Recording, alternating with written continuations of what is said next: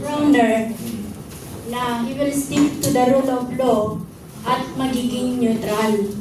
So kung ang taong bayan ay mas mataas at ang AFP ay to protect the state, yung soberanya teritoryo at ang mabuting kapakanan ng taong bayan, saan po, ano pong masasabi niyo doon? Saan po tatayo ng taong bayan? Bakit kailangan niya maging neutral? Ang AFP ay para po sa taong bayan. So ano pong masasabi niyo po doon? Gusto ko lang kumpletuhin ng konti yung naaalala kong statement ni Brownell, General. Ang sinabi niya is he supports the peaceful exercise of constitutional rights. No? Something like that. No? Tama po ba ako? No? Ibig sabihin, ang gusto niya basta mapayapa, sinusuportahan niya. So I think that is a statement, it's an encouraging statement. No?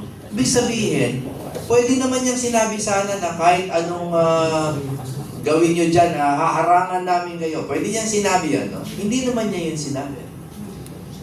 So, ibig sabihin, para sa akin, ang hopeful interpretation ko doon is, he is willing to listen as long as it is peaceful.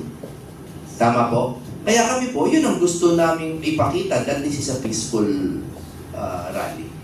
So, pagkatapos ng lahat ng mga nangyari, sir, nagsalita na po si Orly Gutesa, naglabas na rin po ng payag si Saldico.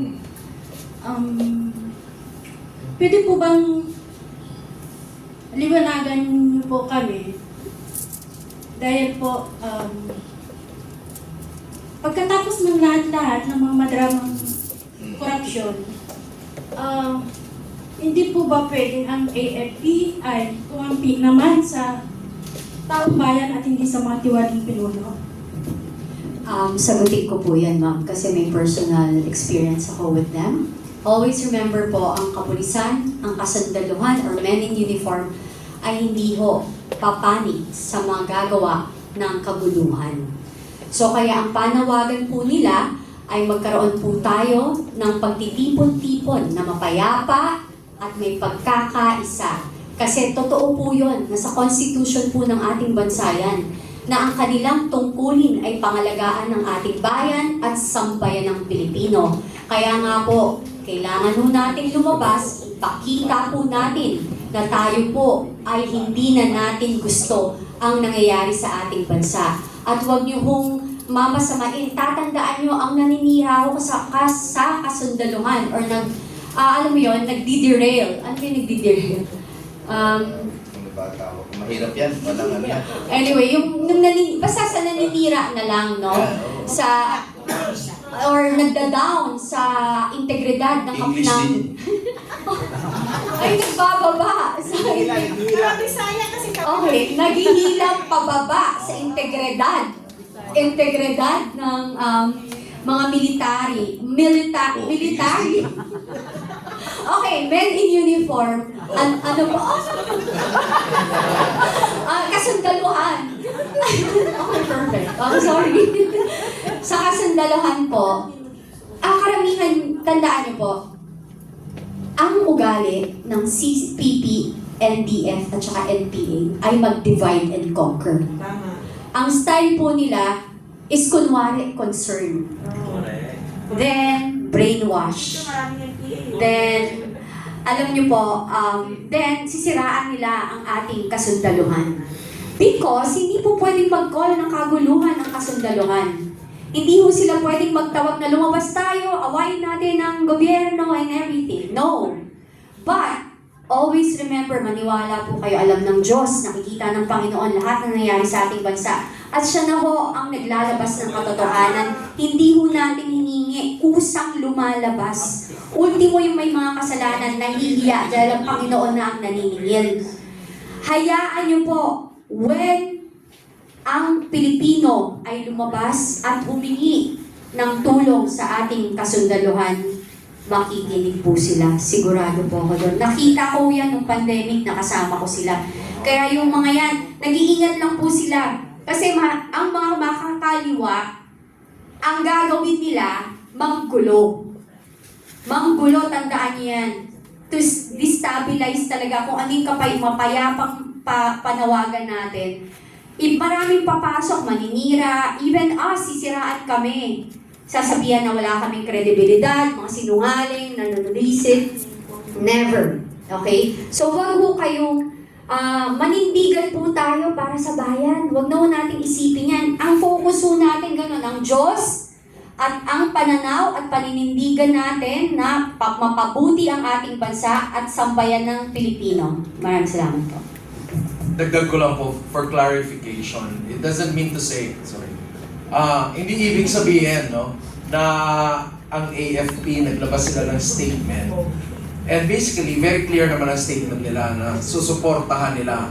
In a way, susuportahan nila whatever means that's within the constitutional boundaries. At hindi naman nila sinabi na they will also tolerate yung mga scandals na ginagawa ng mga officials natin. And also, I think, if ever, because I think karamihan ng mga sundalo natin at a certain point after all of the confession, tapos makikita nila sa mga tao na sinusuportahan ito at humihingi talaga ng accountability yung tao from the government, I think some of them will not look away anymore, right? And it's also possible that some of them will even release some statements, but not to bring down the government, but statements. It's also their right na sasabihin din nila na ayaw nila against corruption, or they wanna join or take action in a sense, in a very peaceful way, constitutional na way, right? Because they're also citizens of of our republic. So sana hindi lang ma-misconstrue na parang destabilization na yan and all of that.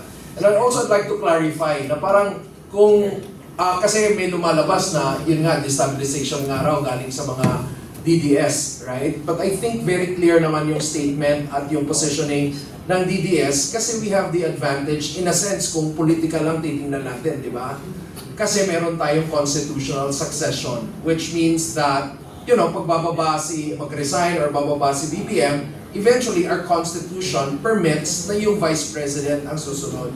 So, kung iisipin mo, destabilization, I don't think it will have to come from a bloc na may advantage sa nangyayari kung titingnan mo. But it will have to come from those na ayaw nila na si Sara ang susunod na presidente in case na mawala si BBM. Tama ba? And who knows? It could come from anybody. It could come from, you know, the terrorists. I mean, some groups na gusto nilang ma-destabilize talaga, CPP, NPA. It may even come from a stage kind of RevCo from within the government because that is a possible exit as well. But not DDS. Because DDS at this point in time has the advantage in terms of constitutional succession. It's the most legal form na pwede nating ipasok ang next in case this government actually fails. So dapat, yung gobyernong, you know, pinagbabantaan nila, hindi dapat directed. I think they're directing it the wrong direction.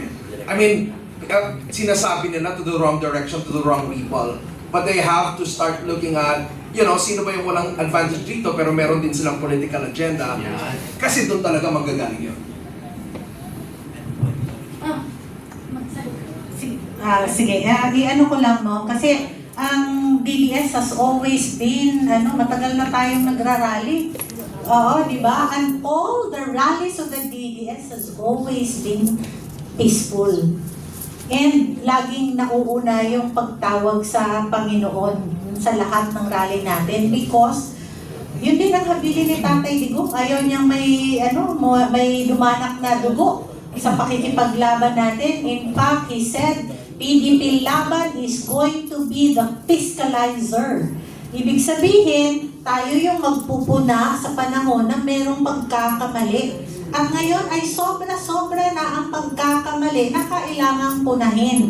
Kung bakit natin sinusuportaan ang pagkilos ng Iglesia ni Cristo at ng iba pang mga religious groups and mga iba pang mga people's organizations. Because historically, ang PDP Laban has always been the fiscalizer mula pa nang ipinanganak ang PDP noong 1982. Ito ang laging nagtatayo ng karapatan ng taong bayan at ng masang Pilipino. Sir, balik lang po ako kay Saldi ko.